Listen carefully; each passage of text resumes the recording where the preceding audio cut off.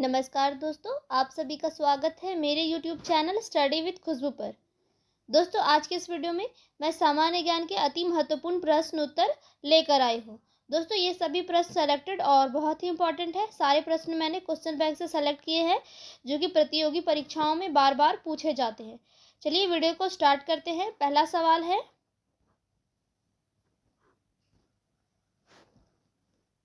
प्रथम विधि निर्माता कौन है? दोस्तों, प्रथम विधि निर्माता है मनु।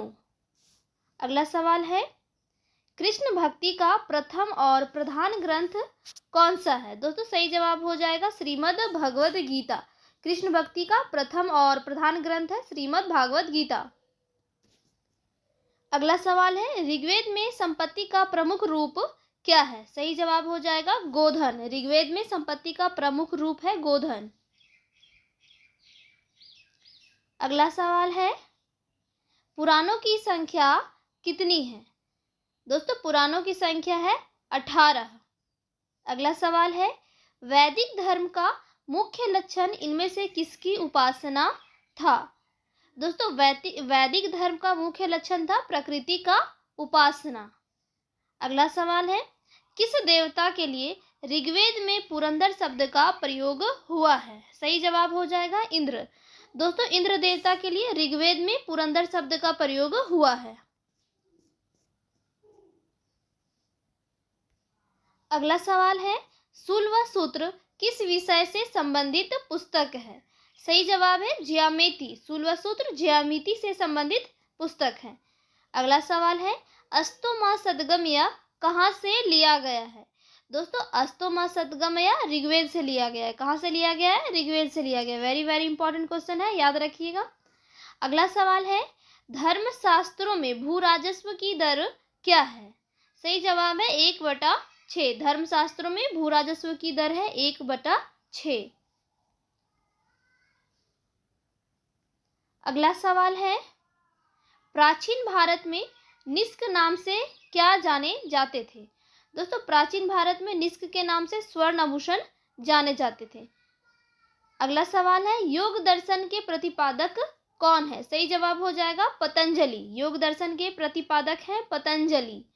अगला सवाल है, उपनिषद पुस्तकें किससे संबंधित है? सही जवाब है दोस्तों दर्शन। उपनिषद पुस्तकें दर्शन से संबंधित हैं।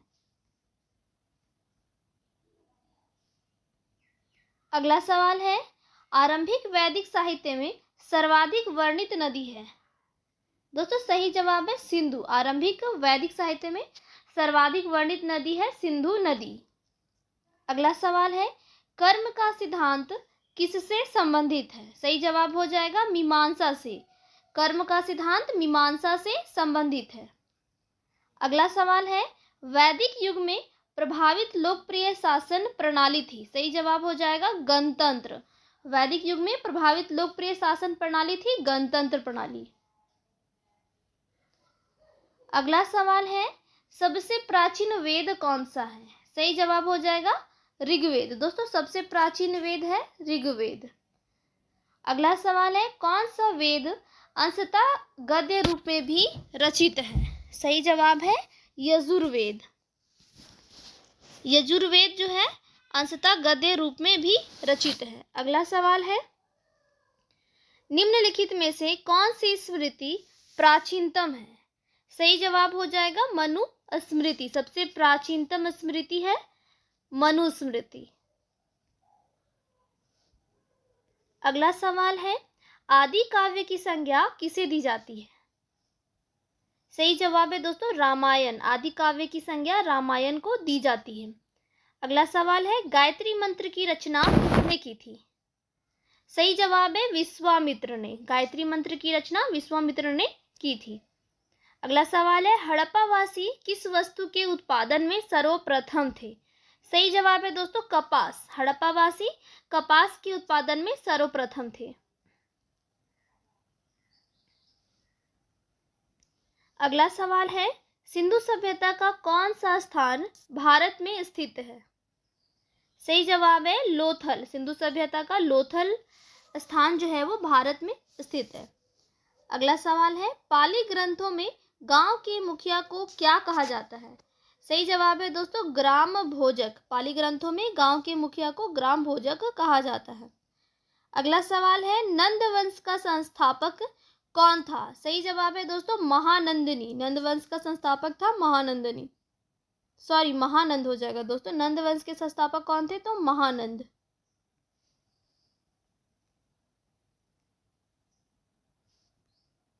अगला सवाल है सिकंदर ने भारत पर कब आक्रमण किया? सही जवाब है 326 ईसा पूर्व। सिकंदर ने भारत पर 326 ईसा पूर्व में आक्रमण किया था। अगला सवाल है नंद वंश का अंतिम सम्राट कौन था? सही जवाब है घनानंद। नंद वंश का अंतिम सम्राट था घनानंद।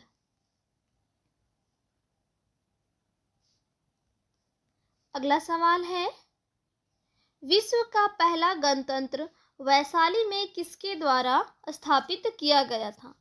सही जवाब हो जाएगा लिच्छवी। विश्व का पहला गणतंत्र वैशाली में लिच्छवी वंश के द्वारा स्थापित किया गया था।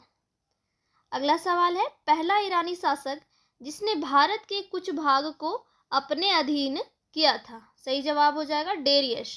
पहला ईरानी शासक डेरियस था जिसने भारत के कुछ भाग को अपने अधीन कर लिया था। अगला सवाल है त्रिपिटक धर्म ग्रंथ है। सही जवाब हो जाएगा बौद्धों का। त्रिपिटक जो है वो बौद्ध धर्म के लोगों का धार्मिक ग्रंथ है।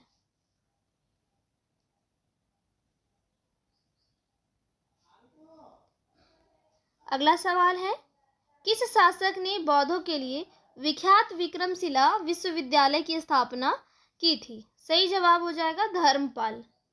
धर्मपाल ने बौद्धों के लिए विख्यात विक्रमशिला विश्वविद्यालय की स्थापना की थी। अगला सवाल है महावीर का जन्म किस क्षत्रिय गोत्र में हुआ था? सही जवाब हो जाएगा जांत्रिक। महावीर का जन्म हुआ था जांत्रिक गोत्र में। अगला सवाल है महावीर की माता कौन थी? सही जवाब है त्रिशला। महावीर की माता थी त्रिशला। अगला सवाल है प्राचीनतम विश्वविद्यालय कौन था? दोस्तों प्राचीनतम विश्वविद्यालय था नालंदा। अगला सवाल है भगवान महावीर का प्रथम शिष्य कौन थे? सही जवाब है जमाली। भगवान महावीर के प्रथम शिष्य थे जमाली। अगला सवाल है आजीवक संप्रदाय के संस्थापक कौन थे? सही जवाब है दोस्तों मखली गोशाल। आजीवक संप्रदाय के संस्थापक थे मखली गोशाल।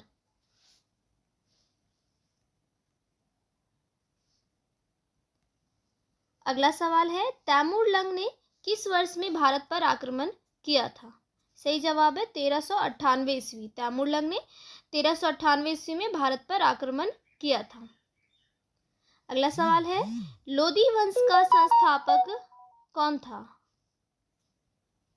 सही जवाब है बहलोल लोदी। लोदी वंश का संस्थापक था बहलोल लोदी। अगला सवाल है महमूद गजनी किस वंश का था? सही जवाब है दोस्तों यामिनी। महमूद गजनी यामिनी वंश का था। अगला सवाल है शून्य की खोज किसने की थी? सही जवाब है आर्यभट्ट ने। शून्य की खोज आर्यभट्ट ने की थी। अगला सवाल है प्राचीन भारत में निम्न में से कौन सा विद्या अध्ययन का केंद्र नहीं था? सही जवाब है कौशाम्बी। दोस्तों प्राचीन भारत में कौशाम्बी विद्या अध्ययन का केंद्र नहीं था। अगला सवाल है किस विदेशी यात्री ने भारत का दौरा सबसे पहले किया था? सही जवाब है मेगास्थनीज। मेगास्थनीज ने भारत का दौरा सबसे पहले किया था। अगला सवाल है किस व्यक्ति को द्वितीय अशोक कहा जाता है? सही जवाब है हर्षवर्धन। द्वितीय अशोक हर्षवर्धन को कहा जाता है। अगला सवाल है हर्षवर्धन अपनी धार्मिक सभा कहाँ किया था? सही जवाब है दोस्तों प्रयाग। हर्षवर्धन अपनी धार्मिक सभा प्रयाग में किया था। अगला सवाल है मिहिर कुल का संबंध किससे था? सही जवाब है हून। दोस्तों मिहिर कुल का संबंध हूनों से था। अगला सवाल है बाणभट्ट किस सम्राट के राज दरबारी कवि थे? सही जवाब है हर्षवर्धन। दोस्तों बाणभट्ट हर्षवर्धन के दरबारी कवि थे।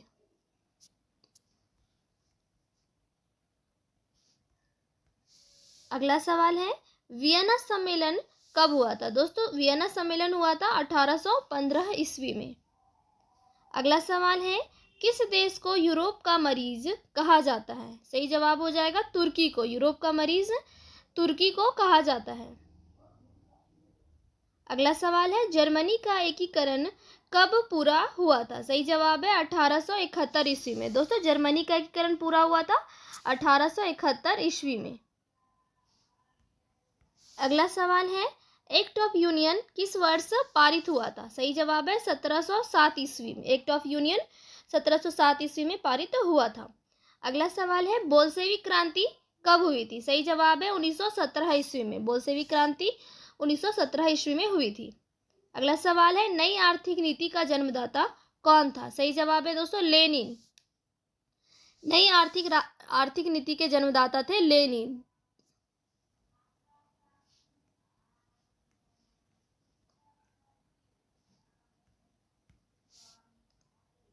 अगला सवाल है, अप्रैल थीसिस किसने तैयार की? सही जवाब है लेनिन। अप्रैल थीसिस लेनिन ने तैयार की थी। अगला सवाल है, लेनिन ने नई आर्थिक नीति की घोषणा कब की? सही जवाब है 1921 ईस्वी में। लेनिन ने नई आर्थिक नीति की घोषणा 1921 ईस्वी में की थी।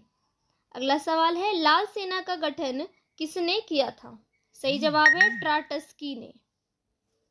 लाल सेना का गठन ट्राटस्की ने किया था। अगला सवाल है, भारत में अंग्रेजी शिक्षा की शुरुआत किसने की थी? सही जवाब है मैकाले ने। भारत में अंग्रेजी शिक्षा की शुरुआत मैकाले ने की थी। अगला सवाल है, राजा राममोहन राय को सरोकार नहीं था? सही जवाब है संस्कृत की शिक्षा में। दोस्तों राजा राममोहन का सरोकार संस्कृत की शिक्षा में नहीं था।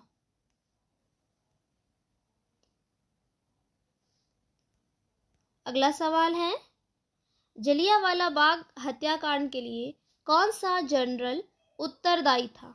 सही जवाब है जनरल डायर। जलियांवाला बाग हत्याकांड के लिए उत्तरदायी जनरल था जनरल डायर। अगला सवाल है, प्रथम मैसूर युद्ध किनके बीच लड़ा गया था? सही जवाब है ब्रिटिश और हैदर अली। प्रथम मैसूर युद्ध ब्रिटिश और हैदर अली के बीच लड़ा गया था।